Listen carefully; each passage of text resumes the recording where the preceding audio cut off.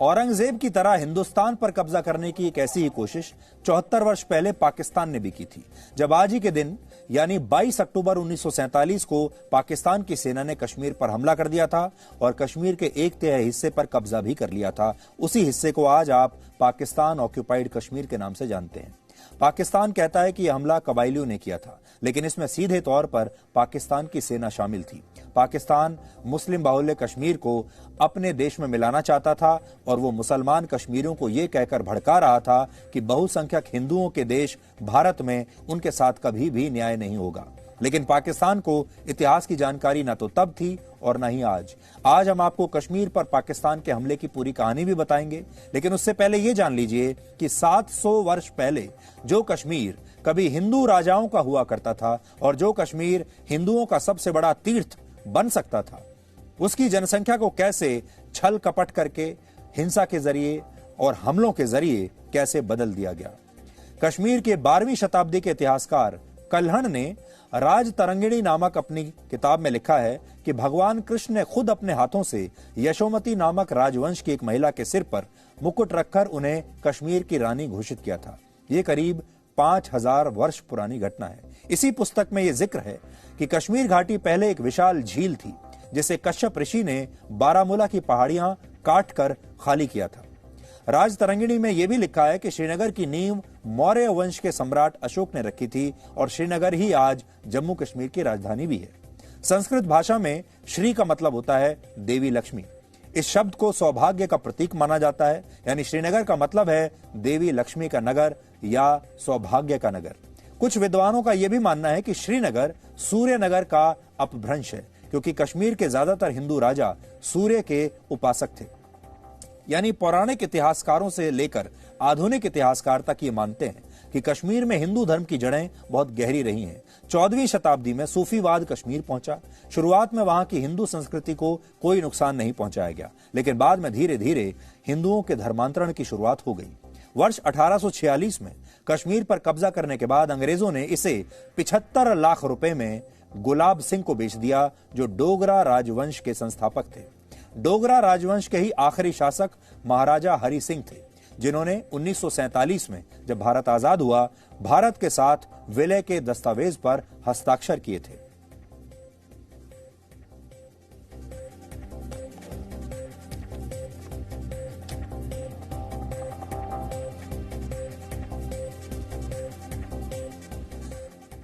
राजा हरि सिंह ने 26 अक्टूबर 1947 को कश्मीर के भारत के साथ विलय के दस्तावेजों पर हस्ताक्षर किए थे। वो मुस्लिम बाहुल कश्मीर के आखिरी हिंदू राजा थे, लेकिन सच यह है कि 700 वर्षों के दौरान हुए छल कपट और हमलों ने कश्मीर में हिंदुओं को अल्पसंख्यक बना दिया था।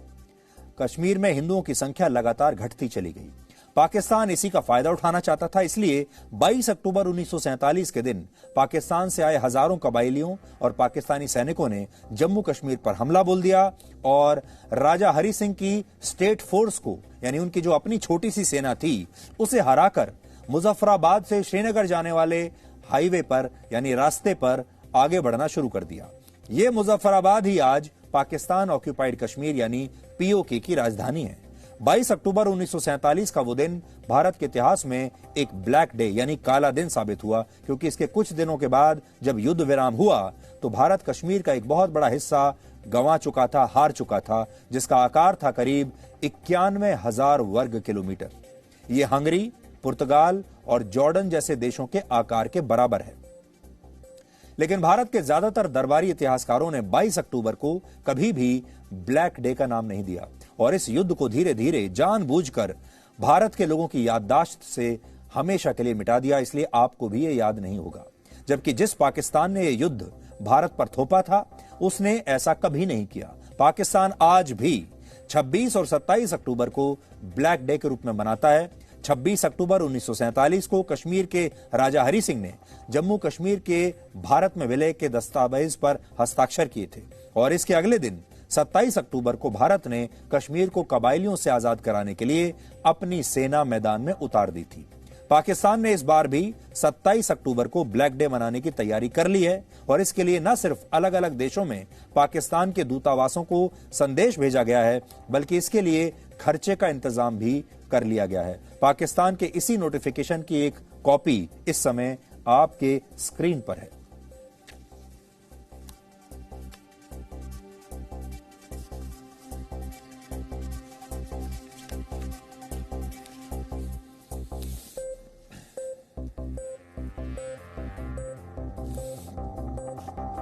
और इस मैसेज में आप देख सकते हैं असिस्टेंट डायरेक्टर कश्मीर अफेयर की तरफ से यह भेजा गया है।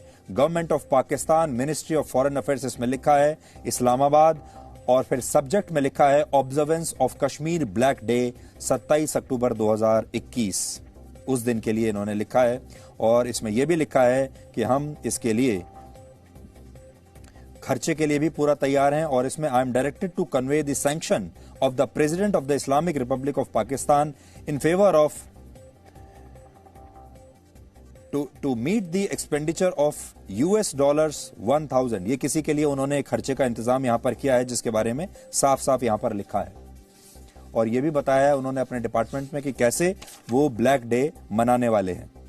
और ये जो चिट्ठी है ये पाकिस्तान की सरकार ने अपने सारे दूतावासों को लिखी है कि हर जगह ऑल मिशंस अब्रॉड।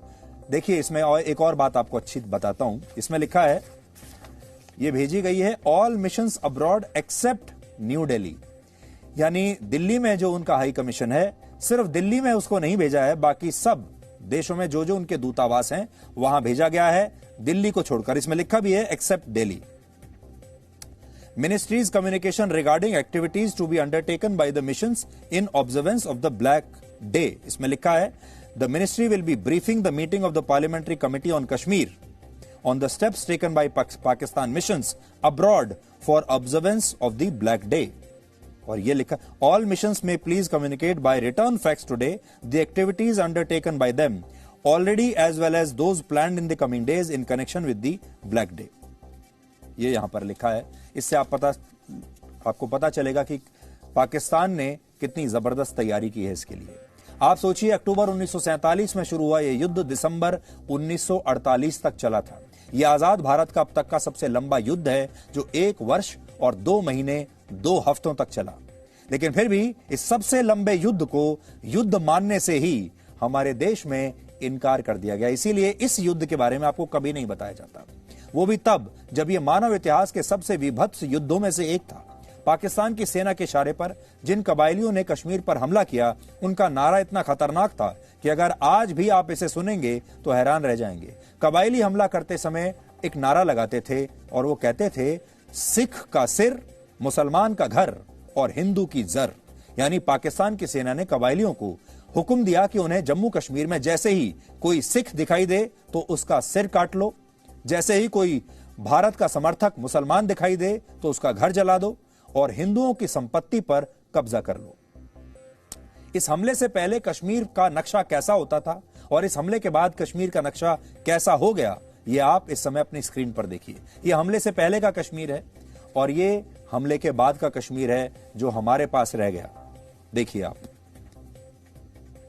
यह संपूर्ण पूरा कश्मीर है और यह हमारा आज का कश्मीर है। इस पूरे हमले की साजिश भारत के बंटवारे के साथ ही रच ली गई थी, लेकिन इसे बड़े पैमाने पर पहली बार अंजाम दिया गया 22 अक्टूबर 1947 को। और इस दिन पाकिस्तान के मुस्लिम लीग नेशनल गार्ड के कमांडर खुर्शीद अनवर के नेतृत्व में हजारों कबायलियों ने कश्मीर पर हमला किया। इस हमले की योजना भी पाकिस्तान की सेना ने ही तैयार की थी, हथियार भी पाकिस्तान की सेना ने ही मुहैया कराए थे और ये उनका वो मॉडल है जिसे वो आज भी फॉलो करते हैं। आज भी आतंकवादियों के साथ भी वो यही करते हैं, उन्हें ट्रेनिंग देते हैं, पूरा सपोर्ट देते हैं, हथियार भी उन्हें ही देते हैं। उस समय पाकिस्तान की सेना के ज्यादातर सीनियर अफसर ब्रिटिश हुआ करते थे, अंग्रेज थे, इसलिए हमले की योजना को उनसे भी छिपा कर रखा गया था। पाकिस्तान ने अपनी इस साजिश को नाम दिया था ऑपरेशन गुलमर्ग। पाकिस्तान की इस साजिश का खुलासा खुद पाकिस्तान की सेना के एक पूर्व अफसर ने अपनी एक किताब में किया है।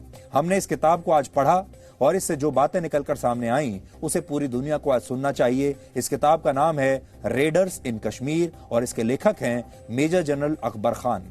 अकबर खान 1947 में पाकिस्तान की सेना में ब्रिगेडियर के पद पर थे और वो पाकिस्तान की सेना के जनरल हेडक्वार्टर में director of weapons and equipment थे।